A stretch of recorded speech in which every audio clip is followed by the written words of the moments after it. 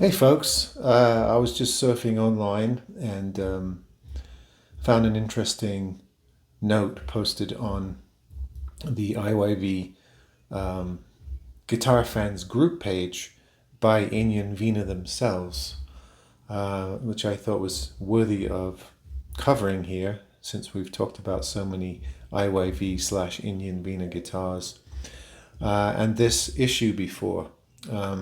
As you you may remember if you watch a few of my videos that I had a series of Alan Eden guitars that I was selling for them because they had to pull them due to a Fender cease and desist letter. They were all Tele and Strat type guitars, and they had to redesign them and reissue and basically pull their whole half their catalog for the year and redesign them to put them back out. Well, this letter here or note from Inyan Vina posted on the 5th of July, so a couple of days ago.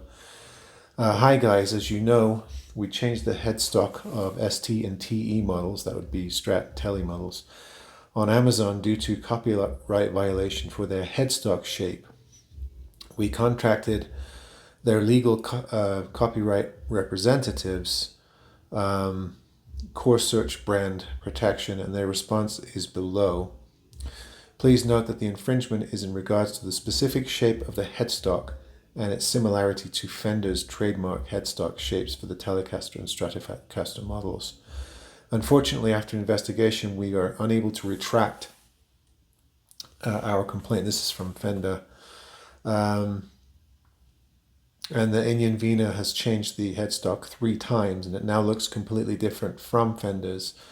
But they do not respond to our new headstocks and just keep silent.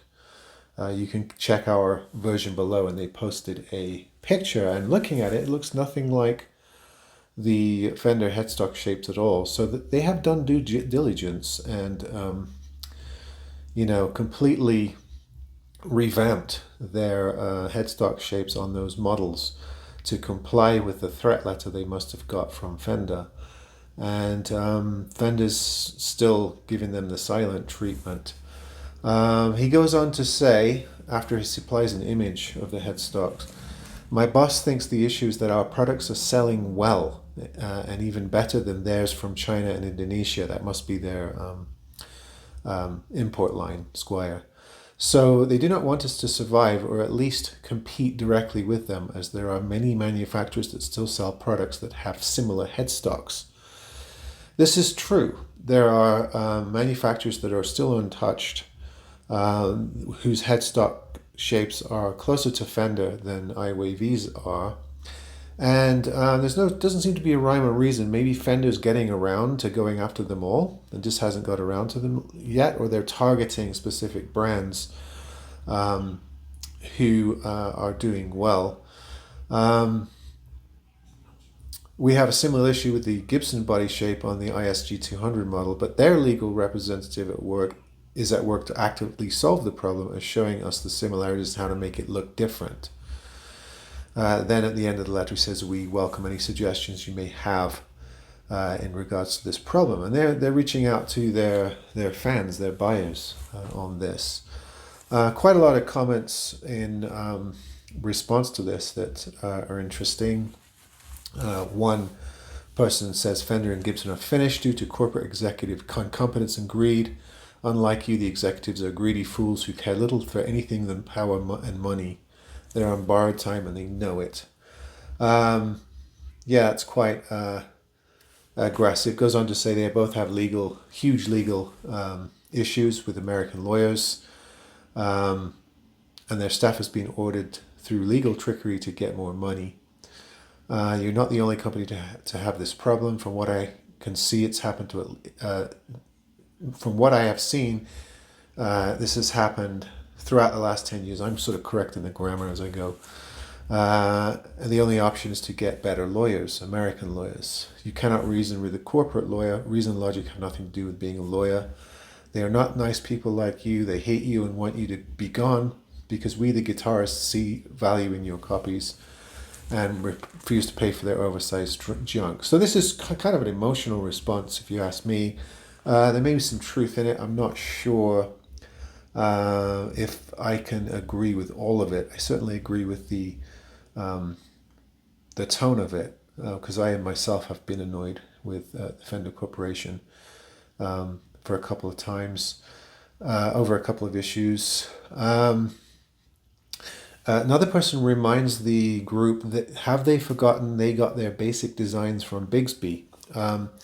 This is actually a good point. When Fender originally stylized their iconic guitars, they begged and borrowed and stole themselves from various preceding makers and manufacturers to come up with those shapes. They seem to have forgotten that. Someone else says Fender is writing on their name in former glory. Their guitars are not better than IYV guitars. This is just my opinion. And goes on to say that he's been disappointed in various recent purchases of Fender branded guitars.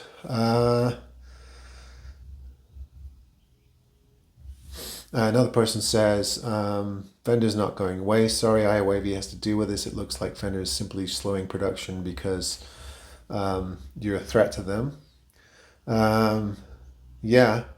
And he also points out the recent suit between Gibson and Dean. Gibson won, but the damages were only $4,000. Perhaps IYV should look at that and consider the cost of doing business. In other words, he's saying you might as well just settle, get this over with. They're just trying to extort you for money, and it's worth settling. So quite a few different opinions coming back on this. One person saying it's time to boycott Fender. A lot of support saying yes, the headstocks don't look anything like Fender anymore. You've done your due diligence to correct that as per their cease and desist letter, if that's what they received. And if they're just giving you the silent treatment, you should just commence with your business. You've done what they asked. I just weighed in and just pointed out my experience with Alan Eden Guitars, who, if you remember from those videos, pulled their entire 21-22 line of Fender style guitars for redesign. I talked to the representative I work with from that company, and he said his boss just he got a cease and desist letter and decided to pull the entire line and have them redesigned. And the employee that worked for the boss thought that was unnecessary. That was a little bit of a knee-jerk response. It may have come to that through legal means at some point. Maybe the boss was being smart by preempting it and just doing it. Maybe he acted too quickly to the bullying. It's hard to say, but this seems to be a pattern that we've seen from Fender and Gibson. What IYV is saying, though, is that working with Gibson, they're a lot more agreeable and nicer to work with, and actually helpful in helping them redesign various features of those guitars. That's kind of surprising to me, because I've always thought over the last 2 or 3 years that Gibson is the much more aggressive and hardest to work with. They've sued everyone, I think.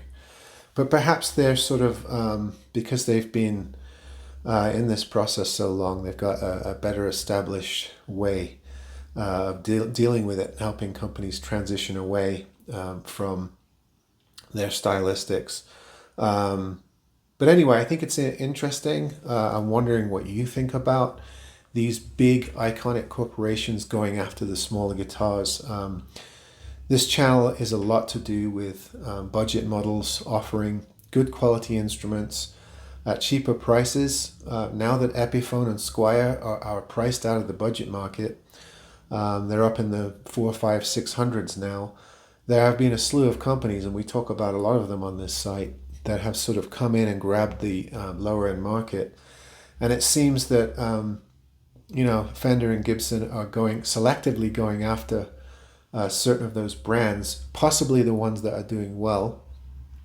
So I imagine Firefly, either they've already been contacted or they might be next. Probably Donna, the monoprice Indio, designs as well. Although I've noticed with Monoprice, with the Indio guitars, their headstocks are really different. So maybe they have avoided this whole process by not being close to the Gibson and Fender template from the beginning.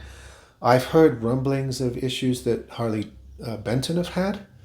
I haven't seen anything concrete. It's just rumors that go around. But apparently they've had run-ins with one of those companies as well. So this is an ongoing thing. It's the first I've heard from Indian Vina having issues. I have noted that they are also agreeing a new deal with Amazon and putting out some new models. So all the people complaining about, them only having the same 6-7 guitars, hopefully that will improve in weeks and months to come. I do believe there's a new blue Les Paul model available, and since they've cleared that with Gibson, it seems that one should be unaffected. But interestingly, since a lot of you have checked out Indian Vina or IYV guitars, I thought this would be of interest. All right, folks, see you on the next one.